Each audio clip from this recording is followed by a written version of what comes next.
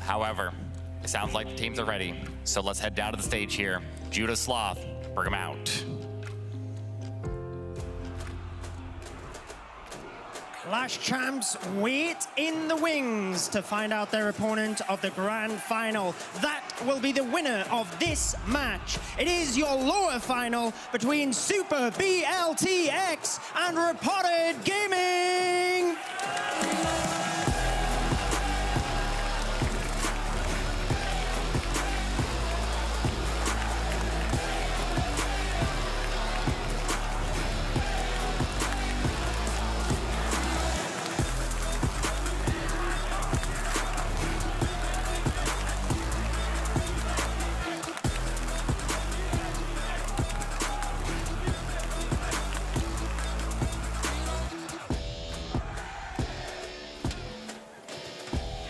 There we have the players that are fighting for that second spot in our grand finals. Both of them have suffered one loss so far, and as this is a double elimination bracket, one more will mean that they're out of the competition. I welcome back Carbon Finn up here at the caster desk. How are you feeling about this war? Oh, I am so excited. Super B.L.T.X coming off a victory, defeating the defending world champions, Na'Vi, and Repotted Gaming coming in with a defeat against Clash Champs, but only putting up 10 stars. So the question is, can they bounce back from a 10-star performance, as we are taking a look at the roster for Super B.L.T.X, and of course, you know, the 2019 World's MVP Wei is here trying to get a second title. No player actually has 2 titles ever in the history of Clash Esports. Oh, wow, I didn't even know that. Carbon Finn, those are some interesting background information there. But yeah, he definitely wants to get there, but he has to overcome those guys. The Repotted Gaming roster, comprised of Timtastic, Emir, Mech, General X, and Teampa. And this entirely German squad has fought their way through the upper bracket and could only be stopped by the Clash Champs. But like, that was the only war where they really underperformed on offense. Yes. Like, not just compared to their performance so far in the World Finals, but also throughout the whole year. So do you think that this was really just the job of the Clash Champs bases, or was it maybe the pressure because they knew, okay, if we then win that one, then we are so close to maybe becoming world champions? I think definitely pressure, for sure. Knowing that you're so close to potentially being a world champion, but they're in the lower bracket here. Let's go ahead and take a look at the predictions. Who will win this war? 71% of you at home are picking Super B.L.T.X because of their performance against Na'Vi. But this is the real interesting thing is Na'Vi lost to Repotted Gaming to get sent down to the lower bracket, then lost in the lower bracket to Super B.L.T.X. So both these teams defeating a world champion, or at least the previous year's world champion. And so I am very excited for this match. Are you ready for the elimination match? The winner advances to the grand finals. Let's kick it off for the first attack.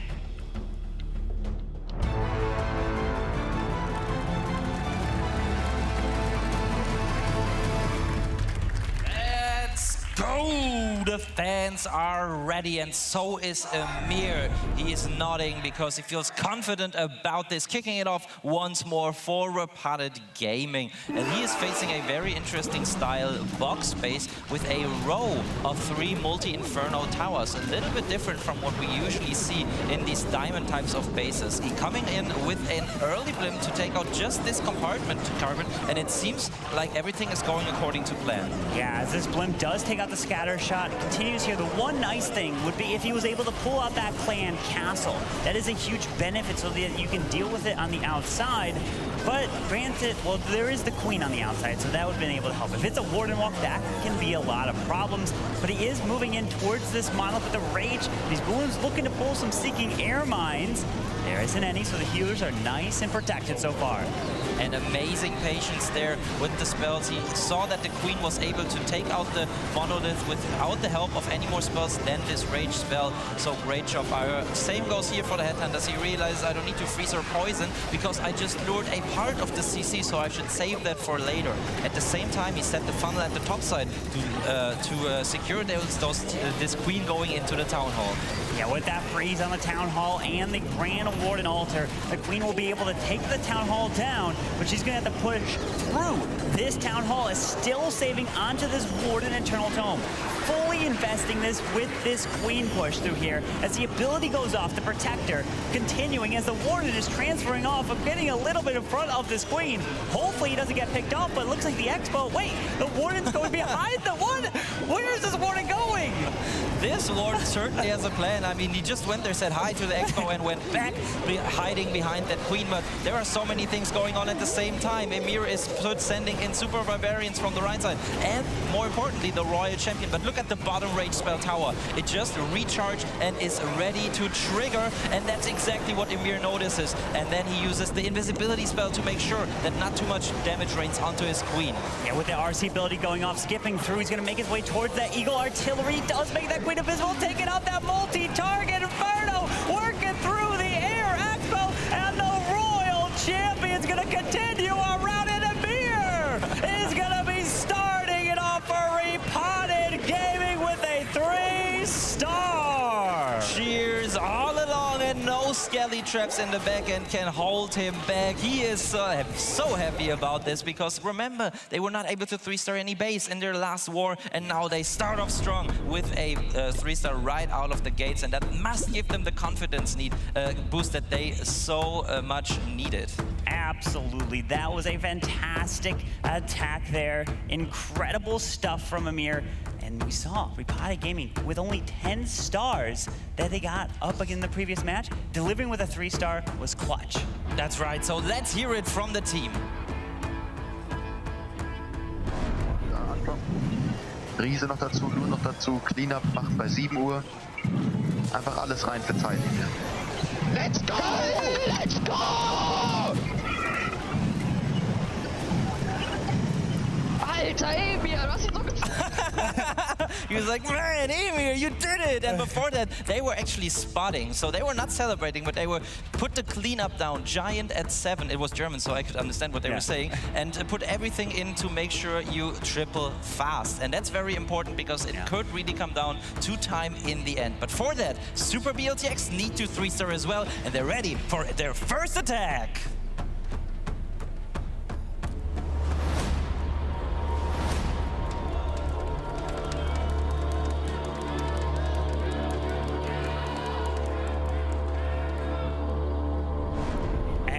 Super B.L.T.X is bringing in Super Barbarians with 2 clones and 5 invisibility spells. We'll be seeing the blimp. Yes, indeed. The balloons down in front of this war. You typically will see some headhunters, maybe. Yeah, there's at least one going in. Warden ability protects the headhunter, the balloons, and the blimp flying all the way across. Are we going to freeze up the sweeper? Indeed, as this blimp continues to move all the way through this base so he can double clone. Super Archers, maybe, or does he switch it up with Super Minis? No, it is. It's going to be ground only, so it looks like Super Archers coming out so he can completely gut this core. We know how strong the Super Archers are, and we know that also Repotted Gaming used to use this strategy as well, but they that means they could also be prepared for that. But Super has not used this strategy so far in the tournament, and Wei said before, they have a couple tricks still up their sleeves, and that might just be one of them. And as you can see, and as you can hear from the audience as well, I will just ask the Itsu question, where is the base carbon? It is essentially gone. All the important defenses other than the Eagle Artillery is taken out. Town Hall, Clan Castle, the Monolith are all now down. Pushes his way in towards the Eagle Artillery. Does have a handful of super wall breakers so he can break a couple of these walls and path his heroes around. It is critical of keeping this queen behind her king so she can stay alive and the king tanks for her moving around the base together.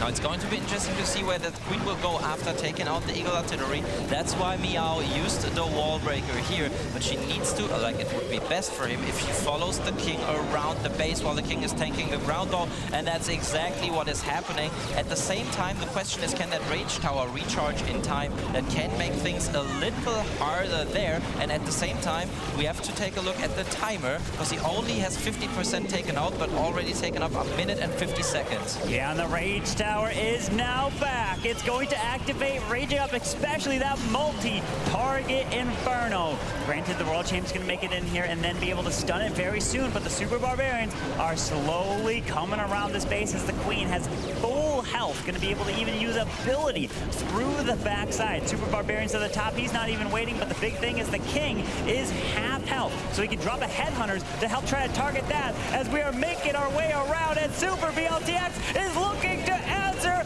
with a 3-star of their own. Could have even swagged 2 hero abilities. It was an incredibly strong attack, and these Super Barbarians, they are tanky, they do damage, they are fearsome, and that's what led to this attack easily becoming a 3-star in the end. What a match we have here. The winner advances to take on Clash Champs in the Grand Finals. But you will have to still force a bracket reset. We saw it last year where Navi was able to do that. We're looking at the replay of these Super Archers. The blimp value is incredible. Look at that, skipping through the Town Hall, taking out a Monolith, and they're bringing so many different attacks. You can only imagine how hard it is to plan against them. Yeah, that's absolutely right. And you know, when you said they have to force the bracket reset, yes, that means the way to become a world champion is still very long. And of course, that's what everybody wants. But at the same time, winning this match means the team will become 2nd place at least. And that's $50,000 more than right now. So that's a $50,000 match at least for the teams. And we're ready with the next attack. So let's see what Repotted Gaming can bring.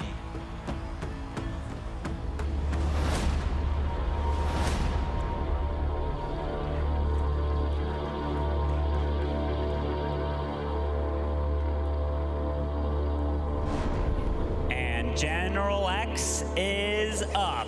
He's looking to bring the Queen Charge Recall Super Dragons. Looking to have this Queen grab that Eagle Artillery. You have to protect the Queen's healers, dropping a few balloons to test for those Seeking Air Mines, and then pull those healers back. Not deploying 5 healers because the 4 and the Unicorn with the Queen is the capacity of the recall spell, at least to pull them all back. Otherwise, you would be leaving 1 healer behind. You definitely don't want to do that, as the Super Dragons will then come in between, where he drops the Queen again to move right through the core of his base. That's right. He uses the invisibility spell there just in time. That puts on the recall perfectly. And what I also like is this is a strategy that we saw time and time again from Tribe Gaming before. Usually not with the help of the Zaps, but Nebrax has used this attack 3 times in their wars. So let's see if it can also work for General X. I felt like maybe he put down the Super Dragons there a little bit slow, as the Queen had not completed the funnel yet, but she will do now, taking down that Collector, and now it's all about getting into the core of the base and also checking for traps that could potentially kill this battle blimp that he's going to send into the Town Hall. There it goes from the top side of the base. Yeah, sends it in pretty late, but the Super Dragons have cleared a path, tested the whole area for traps. So the blimp looks like it's going to be safely making it to the Town Hall as it rages up, does have the freeze, using out the Town Hall, freezing up the Monolith, dropping a skeleton. So many things happening at once as he finds the Tornado Trap. And that freeze proved to be so important. Same with the Rage. He was able to also not just get the troops for takedown of the Town Hall in there, but also the 1 Super Dragon that had made his way there. And with the last blow, it actually took out the core multi-Inferno. Otherwise, this could have been a huge problem towards the end of the attack. But looking at this base, Carbon, there's only just basically 1 tough compartment to get through. The ground bow, Scattershot, and Queen in combination with the Rage Spell Tower. But he still has the Queen ability intact. He has a Royal Champion to deploy, and very importantly, a free spell to react to anything going wrong. Here it is. The Royal Champion is now down, moving into the enemy Queen. The Scattershot's going to lock on. The Diggy is out in front. The Royal Champion's taking a lot of damage here, trying to keep her alive, so the freeze is used as he's got no more spells. Does stun the Scatter, but it's still frozen as he continues his way to the backside. The multi-target Inferno is standing. The Queen should be able to reach it as he walks down around with 27 seconds left. Yes, and there are just a couple buildings that the Queen can all reach, and it's all cheers now with the Queen ability intact. He should maybe use it, same like his clanmate before, to get the timer down there. But yeah, great job from General X, the second 3-star in a row. Repotted Gaming come out of the gates extremely strong. It's like they're a different team right now. Indeed. It's like, where was this in the last war? Because you want to make it from the upper bracket into the grand finals, bring in 3 stars. That's now back-to-back triples. They did not get a single triple in the previous match against Clash Champs. But they're looking to get the revenge. They want to make it back there and then defeat Clash Champs 2 times in a row. But first, you have to focus on this match. And Super B.L.T.X is going to be up next to try to answer 3 stars. Super B.L.T.X got 14 stars against Navi in their previous match, so they are definitely capable of answering what we just saw. Yeah, and they were happy about that. We could see General X and Emir, they're playing with the audience, you know, hyping them up to get the support that they deserve. But we're ready for the next attack. So it's back in Super B.L.T.X's corner. So let's see if they can also get the second 3-star.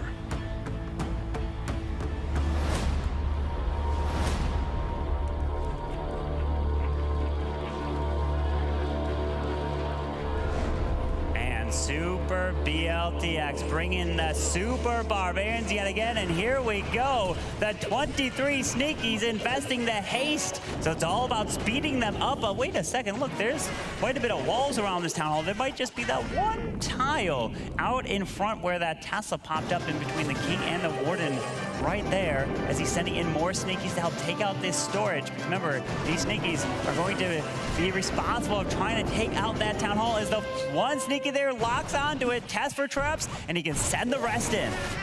Yeah, and that's looking very, very strong because he didn't take too much time with it, and the entry into the town hall was pretty cheap. So I'm wondering if Repotted Gaming were expecting that entry at all. Okay, well, they have a lot of Teslas and a lot of skeletons in that area, but Peng has brought a Electro Titan that will take quick care of all those skeletons popping up. And look at this, with the Siege Barracks being used on the top side, getting that free Pekka, the Wizards can help set the funnel as he now moves his way through. But the brilliant thing about using the Sneaky Goblins early, you're wondering, wait, you're going to charge through this anyways. It's because the Town Hall Poison is now gone. That allows you to continue through this space and makes all the difference. When he pops his Warden ability, he's going to be able to protect maybe the King ability. He's going to maybe even save it for the very end, but there's a Golem moving in as well. The Golem has the Golem Mites, but we do now pop that Warden ability to really protect this smash right on through, with Super Barbarian still to use around the outside. Yeah, this is looking like an amazing push, but remember, they used this exact attack strategy in the last war as well, so Repotted Gaming could have prepared for it. On the other hand, they only had a couple of minutes to prepare for this next opponent. I mean, it doesn't look like they were expecting this specific entry, because, in my opinion, Peng's attack is still looking strong. But on the other hand, it's not a 100% 3-star at the moment. The Queen, oh, she takes out the Monolith. That helps him out a ton there. And with the Royal Champion still having the ability intact and 2 spells to support her, we know, he knows, and the audience knows this will be the next 3-star. Indeed, with the RC ability and a freeze, and Super B.L.T.X is getting a 3-star. We have 2 triples back-to-back for each team.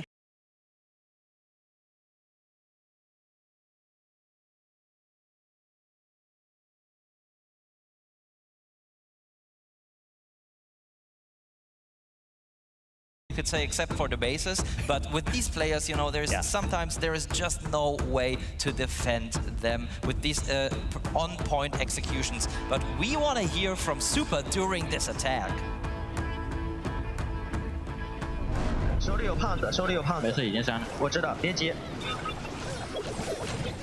有隐身，有大招，隐身保女王，大招这边。牛逼！牛逼！太酷了！太酷了！666，直接拿下。太强了。 Beautiful. We could hear all the calls there. Super Barbarian at 10, Minion at 9, and there were the exact right calls at the right time. And we could also hear some cheering in there as well. Beautiful stuff from Super, and I just love these team comps to hear, you know, all the emotion that is going on during these attacks. Yeah, they are so emotional. They're so vested into each one of these matches. And 3 stars coming in left and right. But what can Repotted do? Can they keep the 3 stars rolling in? They've completely turned around what they did in the last match against Clash Champs. So now it's time to see if Repotted Gaming can get a 3rd triple.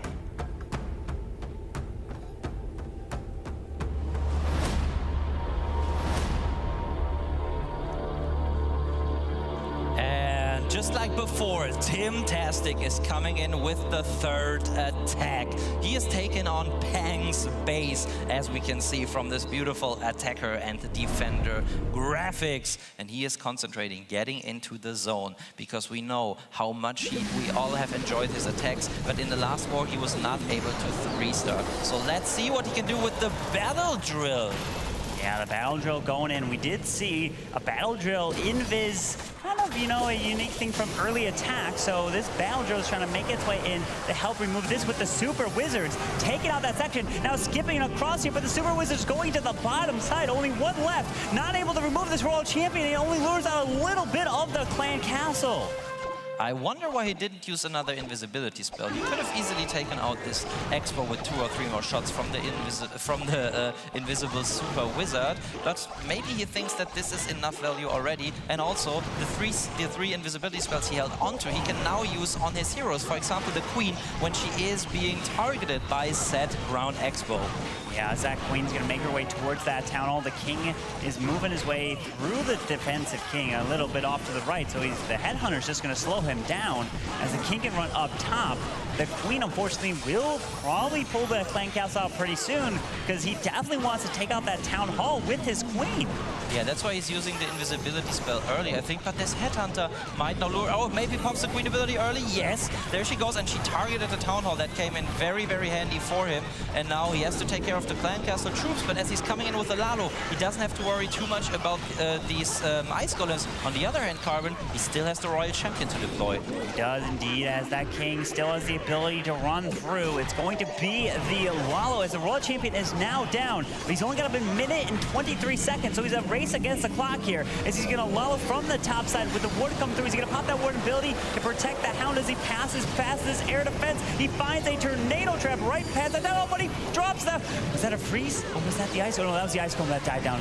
No, he actually, yeah, that was the ice, but he missed that the single Inferno Tower was locking onto his Royal Champion. So she died within her ability. His his free spell onto the onto the single Inferno Tower was late, and I think that could make the difference. Otherwise, this Royal Champion could have gone strong in the core of the base, because the King was left alive for a long time as well. He needs to use the spells that he has, but back and red air mines making his balloon push fall short. And there's a multi-Inferno and a low-life Royal Champion as well. And it seems like just a couple of defenses will remain standing. Yeah, this Owl can probably try to chain through unless it... Oh no, the RC does go down, but the defenses are going to stand here for Super B.L.T.X. as Timtastic is trying to get every bit of percentage. 93, and right now 4, 5, and 96% is what he's going to be able to grab, as these minions will get picked off here by the multi-target Inferno. Great effort there, a high percentage, but Super B.L.T.X. will take the lead with a 3-star. That's right, and he must have been beating himself up about this free spell right now. The thing is also, he didn't have anyone looking over his shoulder, and when you're spotting on another iPad than the attacker, or another device than your attacker, and you will spot or watch the attack, it will be 5 seconds delayed. And in that case, you might call something later, and that's why we saw before, when Celinio was watching Loop's attack over his shoulder, so he could see what was going on his tablet. And at that point, it might have come in handy to do that, because then he could have been called the free spell earlier on. Yeah, that could have made all the difference, but let's go ahead and get ready for the next attack.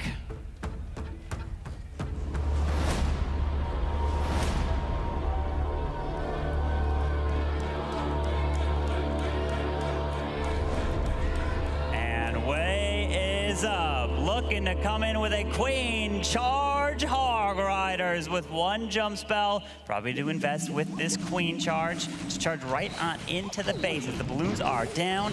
Nice and early, quite a bit of them as he only has 3 left, so he's gonna drop this blimp to move in. He wants to remove the Eagle Artillery, the multi, and lure out this clan castle in the process. And it doesn't appear to be trapped at all. Now the question is if the Yeti might go to the right defenses, and it does seem like it. The first defense already taken out, and so is the Eagle Artillery, and also that mortar that provides some nice pathing for that queen, as there is no more building towards the top side that could lure her in there. And we can see that he is trying to charge into that bottom scattershot queen compartment there. Yeah, he's going to move through this lava hound, going to take some time, drops an archer onto the stores. That's probably what they're saying. You know, one archer can help try to pick that off, but it's going to be an archer versus a builder. Who's going to win that battle? Well, usually it's the builder, unfortunately, so that archer will just stay there maybe until the very end of the attack. We'll have to wait and see, but more interestingly, Wei is now charging into the enemy queen compartment. We can hear some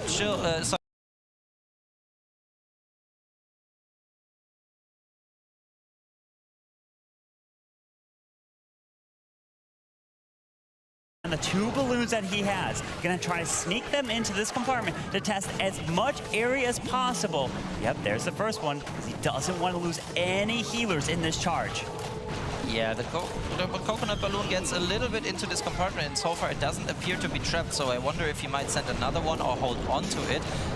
Rage spell was just in time, and now soon he will use the jump spell to get right into that town hall. Perfect jump placement here to give him access to the town hall, the multi, as he's gonna push his way through. But remember, he has hogs. You have to be very careful because they can die really fast when you move into a defensive rage spell tower. As the king is used off to the right side with one more super wall break, maybe even into the enemy wall champion compartment. As, hey, the hogs, they're coming straight on into the monolith here. That's very interesting. The town hall will be acted in just a second. So, he decides, well, since I used the warden ability for these hog riders anyways, I might as well use them to negate that town hall damage and town hall poison afterwards. But now the hog riders need to get out of there quickly, but he doesn't have any more rage spells. Yeah, he doesn't, as the hogs continue their way into the core. 6 more hogs used on the backside, drops them over to the cannon. Valkyrie's over there as well. Headhunter trying to move in to help snipe that royal champion to the right side. It's a race against the clock here with only 25 seconds. He needs to move through the space. He remembered that one archer at the very beginning. Yes. The far left. It's been working the whole time, and it's not doing any damage to that gold storage. It is still there, but the time is the biggest problem at this point. He also has to care about percentage, because remember, Timtastic had 96% in his 2-star attack, and Wei would really like to increase that percentage. He needs to pop the Royal Champion. He already popped the Royal Champion ability, and he cannot get any more buildings. I mean, I don't even know if this was a time fail at all or a power fail, and that is quite surprising after that opener. I don't know if the approach of sending Hog Riders into the town hall was the right call here. Yeah, that's the one thing, is if you send the hogs where the queen is essentially going, it's like a race against the clock. If you send the hogs from the opposite side where the queen has no chance